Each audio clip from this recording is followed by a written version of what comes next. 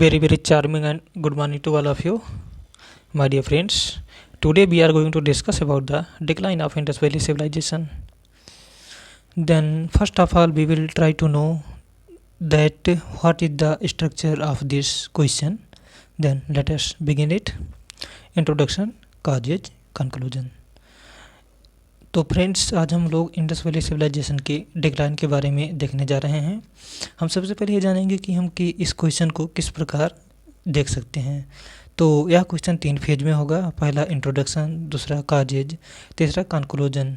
और इसके काजेज, जो डिफरेंट टाइप काजेज हैं, इसमें हम डिफरेंट टाइप इवेंट्स देखते हैं, जो कि हैं attack of Aryans, climate change, geological change, epidemic, fluid. यानी कि ये जो 5 प्रकार के मेजर काजेज हैं वो इंडस वैली सिविलाइजेशन के, यानी कि उसके डिक्लाइन के पीछे बहुत बड़ी अपना भूमिका निभाते हैं। तो चलिए शुरू करते हैं। इंट्रोडक्शन।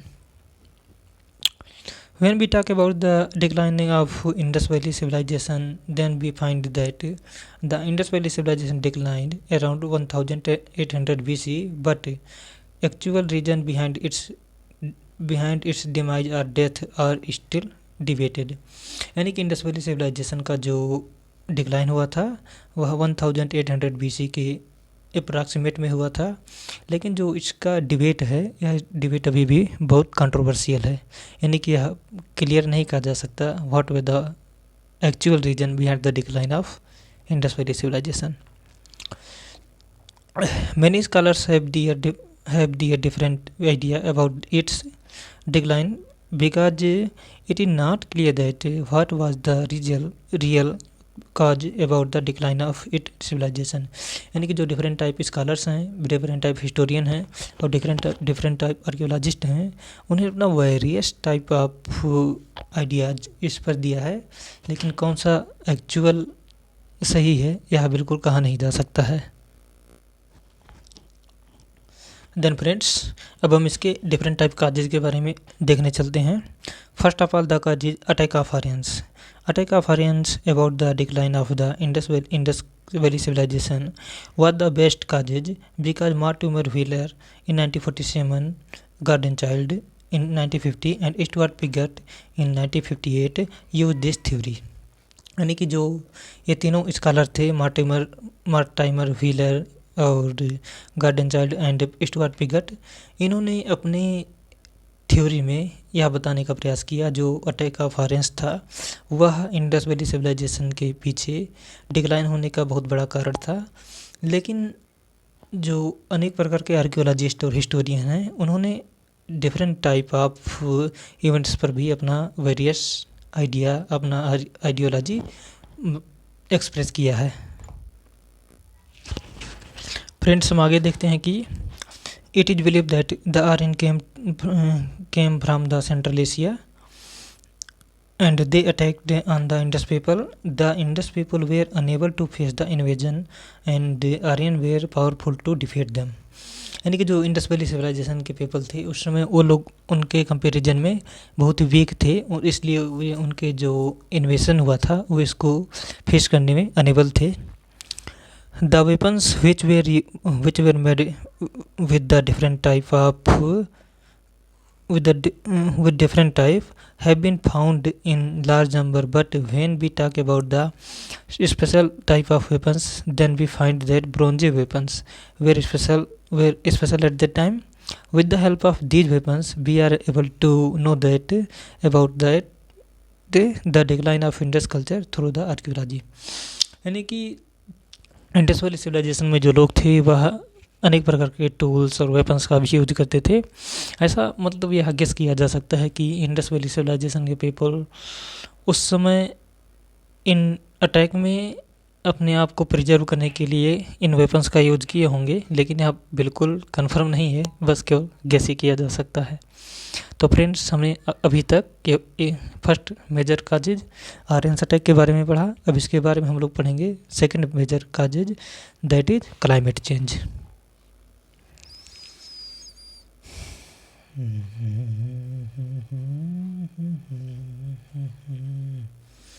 Climate change.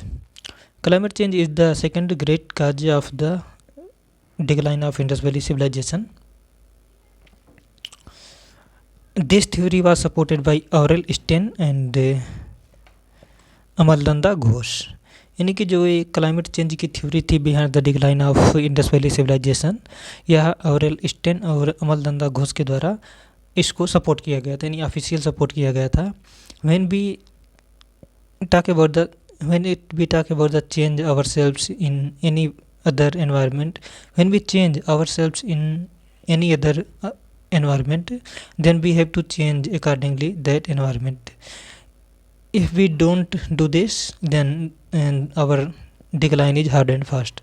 तो फ्रेंड्स इसका मतलब है ना, जैसे हम किसी एनवायरनमेंट में रह रहे हैं और जब हम इस एनवायरनमेंट को छोड़कर किसी दूसरे एनवायरनमेंट में जाना चाहते हैं तो स्वाभाविक सी बात है वहाँ की क्लाइमेट भी चेंज होगी। और जैसे वहाँ की क्लाइमेट चेंज होगी, यदि हम उसके अनुसार अपने आप को बिल्कुल अडेप्ट नहीं कर सके तो हमारा डिक्लाइन इससे हो सकता है। तो एक मेजर रीज़न ये भी हो सकता है। आगे हम देखते हैं कि as in the summer the season would had been too hot and in the winter people also would have been felt too cold. तो फ्रेंड्स ये बहुत सिंपल सी चीज़ें हैं, इसको सब लोग जानते हैं। अभी तक हम लोगों ने दो मेजर रीजन के बारे में, पहला ऑरेंज अटैक और सेकंड क्या है, क्लाइमेट चेंज, इसके बारे में पढ़ा। अब हम नेक्स्ट चलिए देखते हैं जियोलॉजिकल चेंज के बारे में देखेंगे, जो कि that is third major cause behind the decline of Indus valley civilisation. Geological change, this theory was research by M.R. Sahni and H.T. Lambrick, G.S. Dale. यानी कि M.R. Sahni, H.T. Lambrick and G.S. Dale were the three prominent historians that support this theory. It is also a great cause in the decline of Indus Valley civilization. In geological terms, many events happened like turning over by the earth. When the earth start to turn over, then the people who are living at earth, they have to face their death. Movement in the plate also played an important role and to turn over the earth, because when the plates that are under the earth, when they move, then the upper surface of the earth also move, and the things that are situated on the earth, they had to destroy in the time of Indus Valley civilization. तो friends इसमें जो major reason है हम देखते हैं, इसका जो summary है वो यही बताना चाहता है कि जैसे डिफरेंट टाइप के प्लेट्स होते हैं, टेक्टोनिक प्लेट्स एंड एटसेट्रा, तो जब उनमें वे एक जगह से दूसरी जगह शिफ्ट होते हैं तो स्वाभाविक सी बात है अर्थ जो है वह उसमें कुछ मोमेंट होगा, और जैसे मोमेंट होगा तो जो इसकी जो अपर सरफेस है इस अर्थ की, वहाँ पर रहने वाले लोगों का जो जीवन है वह इधर उधर हो जाएगा, और इस प्रकार इस सिविलाइजेशन के डिक्लाइन को हम गेस कर सकते हैं। देन फ्रेंड्स जो नेक्स्ट काज है, यानी कि जो नेक्स्ट रीजन है वह है epidemic. This theory was given by K.U.R. Kennedy, which is another greatest reason in the decline of Indus Valley civilization, because in our earth many type of epidemic like natural, artificial and etc. When we talk about the natural epidemic, then we find that there are many type of natural epidemic, because with the dirty full cultivate to disease, the disease is not for the health, is not useful for the health.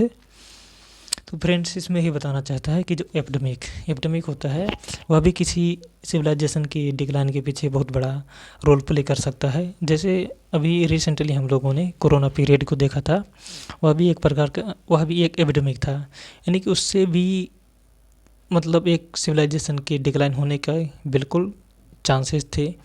लेकिन जैसे ही समय change हुआ, जैसे time change हुआ तो उसके बाद कुछ परिस्थितियाँ ठीक हुई, तो इस वजह से हम लोगों को बहुत ज़्यादा उस कठिनाई का सामना नहीं करना पड़ा था, वरना इंडस वैली सिविलाइजेशन की तरह हमारी भी सिविलाइजेशन का वो डिक्लाइन हो सकता था, मे नॉट बी, और नहीं हुआ, अच्छा है। देन फ्रेंड्स जो नेक्स्ट काज है वह है flood. It is a cause behind the decline of Indus Valley civilization. This theory was given the civilization. This theory behind the decline of Indus Valley civilization is prominent because it was given by Marshall McGee and S.R. Rao. यानी कि जो fluid की theory है behind the decline of Indus valley civilisation वह Marshall Mackay and S R. Rao के द्वारा दिया गया। ये major you can say prominent historian और आर्कियोलॉजिस्ट थे। तो इन्होंने इस थ्योरी को डेवलप किया। और फ्रेंड्स, इसी प्रकार हम लोगों ने करीब 5 प्रकार के जो काजें थे behind the decline of Indus valley civilization उसको हमने देखा। अब हम फ्रेंड्स, ये जो इंडस वैली सिविलाइजेशन पर हमारा ये वीडियो था, ये लास्ट वीडियो लेक्चर है। इसके बाद हम लोग जानेंगे चैल्कोलिथिक कल्चर के बारे में। जो चैल्कोलिथिक कल्चर है लाइक कायथा, आहर, मालवा, जोरवे, उसको हम 1 बाय 1 देखेंगे। यानी कि जो हमारा इंडस वैली सिविलाइजेशन से रिलेटेड जितने भी टॉपिक थे मैंने सभी को पूरा कवर करने का प्रयास किया। फ्रेंड्स, बने रहिए इस यूट्यूब चैनल पर और आप लोगों को हम कंप्लीट सिलेबस यहीं पर देंगे।